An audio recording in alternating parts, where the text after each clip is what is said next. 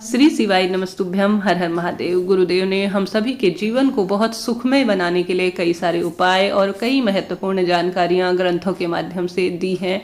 ऐसे में गुरुवार का दिन, जैसे गुरुदेव कहते हैं, कई सारे कार्य करने के लिए कुछ विशेष कार्य आप सभी जो कि आसानी से कर पाएं बताना चाहूँगी। जैसे कि ज्योतिष में वर्णन है, गुरु ग्रह जो है सबसे उत्तम और सबसे मुख्य माना जाता है। विवाह, संतान, सुख, मन चाहे प्रेम, पति पत्नी के आपसी जो प्रेम होता है उनसे संबंध रखता है गुरु ग्रह। ऐसे में कुंडली में गुरु ग्रह अच्छा होता है तो गृहस्थ जीवन बहुत सुखमय बनता है और मनचाहा प्रेम मिलता है। कहने का अर्थ है संतान सुख प्राप्त होता है।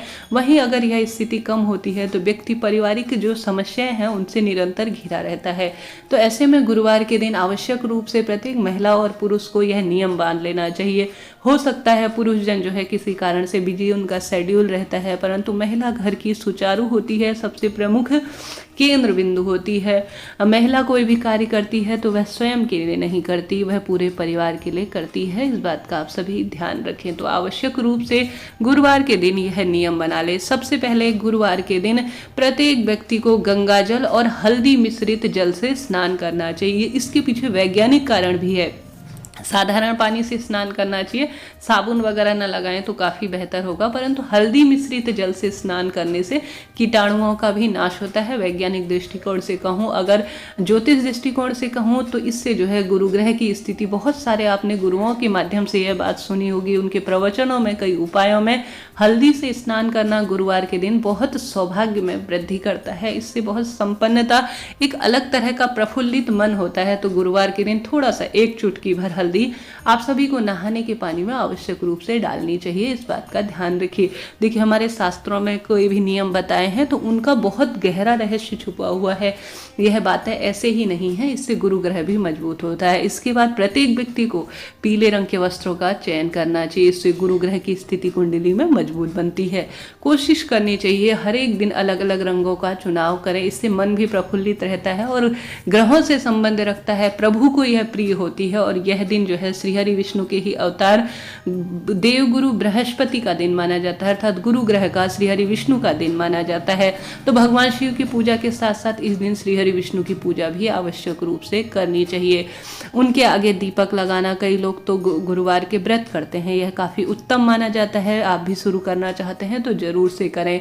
इस दिन जो है आप सभी को श्री हरि विष्णु की विशेष पूजा अर्चना करने का प्रयास करना चाहिए, परंतु घर में एक नियम बना लीजिए कि इस दिन न तो पोछा लगेगा। इसके पीछे का भी आपको कारण बताती हूँ। कई बार जो है पोछा, झाड़ू इत्यादि हम करते हैं, उसमें जो हमारे द्वारा अज्ञानतावश कई जीव जंतु मर जाते हैं। और रोज जो है जो केमिकल युक्त हम चीज़ें, शरीर में भी साबुन लगाने की मनाही होती है, बाल धोने की मना होती है। इसके पीछे वैज्ञानिक कारण यह है कि केमिकल युक्त चीज़ें हम घर परिवार में जो है इस्तेमाल करने लगे हैं। इससे कहीं ना कहीं कुछ जो है नुकसान होता है। वह केमिकल की चीज़ें कहीं ना कहीं हमें नुकसान पहुंचाती है। धार्मिक कारण तो इसका है ही, तो ऐसे में बहुत गहरा धार्मिक कारण है। तो ऐसे में आप सभी इस बात का नियम बना लीजिए कि इस दिन घर पर न तो छौर कर्म होंगे, नाखून नहीं काटे जाएंगे, बाल नहीं धोए जाएंगे और उनमें शैम्पू इत्यादि नहीं लगाया जाएगा। और नहाना भी है तो सामान्य पानी से नहाना है, घर में पोछा नहीं लगेगा। झाड़ू इत्यादि सामान्य रूप से लगा सकते हैं। कई गहरे रहस्य इसमें छुपे हुए हैं। इस कार्य का नियम बना लीजिए। अब इसके बाद आप सभी को इस दिन आवश्यक रूप से केले वृक्ष की पूजा करनी है।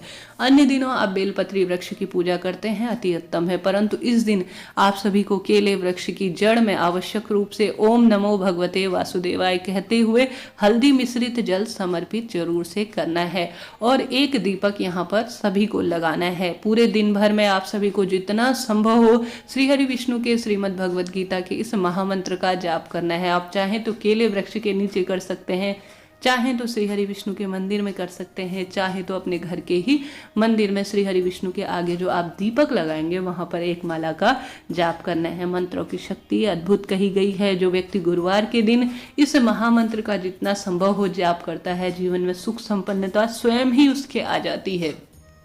इसके साथ ही आज के दिन आवश्यक रूप से आप सभी से संभव हो एक कटोरी भर के। गुरुदेव ने हमेशा अपनी कथा में कहा है, किसी व्रत को सफल बनाना चाहते हैं, किसी पूजा पाठ को सफल बनाना चाहते हैं तो दान की महत्वता अपने आप में अद्भुत है।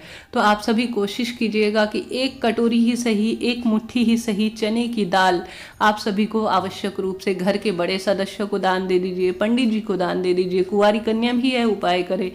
इससे जीवन में अपने आप ही गुरु ग्रह मजबूत होगा, सुख समृद्धि का घर परिवार पर वास होगा। तो गुरुवार के दिन सबसे बड़ा कार्य दीपक प्रज्वलित करना है श्री हरि विष्णु के मंदिर में, घर के मंदिर में, और साथ ही केले वृक्ष के नीचे, और पीली वस्तुओं का दान जरूर से करना है। और इस दिन कोशिश कीजिएगा जहाँ तक संभव हो केला कभी ना खाएं। कई जन यही गलती करते हैं, केला इत्यादि, इस दिन केले का पूजन होता है उसे खाया नहीं जाता, इस बात का ध्यान रखें। भीगी हुई चने की दाल श्री हरि विष्णु को भोग के स्वरूप में लगाएं। भीगी हुई चने की दाल महादेव को भी जरूर समर्पित करें, यह काफ़ी प्रभावी उपाय है। गुरुदेव कहते हैं केदारेश्वर महादेव में चने की दाल समर्पित होती है, तो इस दिन श्री हरि विष्णु के मंदिर में चने की दाल भीगी हुई दान करें या सामान्य दान करें, और भगवान शिव को भी चना जो है चने की दाल जरूर से समर्पित कराएं। कुंवारी लड़कियों के भी यह भाग्य को प्रबल बनाने वाला होगा। और इसके बाद मन की बात कहते हुए जो भी आपके मन में इच्छा है श्री हरि विष्णु के आगे दीपक प्रज्वलित करके चने की दाल दान करके झोली पसार कर उनसे प्रार्थना जरूर करें कि हे प्रभु, जैसे आपकी और माता लक्ष्मी की जोड़ी है वैसे ही मेरे पति और मेरी हमेशा जोड़ी रहे, दुख तकलीफ हमेशा हमारे परिवार से दूर रहे। इस तरह की गई प्रार्थना और इस तरह से किए गए कार्य गुरुवार के दिन कभी विफल नहीं होते, कभी निष्फल नहीं होते। तो इस बात का आप सभी को ध्यान रखना होगा। तो आवश्यक रूप से इन कार्यों को करने का नियम बांध लीजिए, और साथ ही जितना संभव हो केला इत्यादि भी किसी कुंवारी कन्या को, किसी ब्राह्मण पुत्र को देते हैं तो काफ़ी उत्तम माना जाता है। कैसी लगी जानकारी बताइएगा जरूर। हर हर महादेव, जय श्री राधे।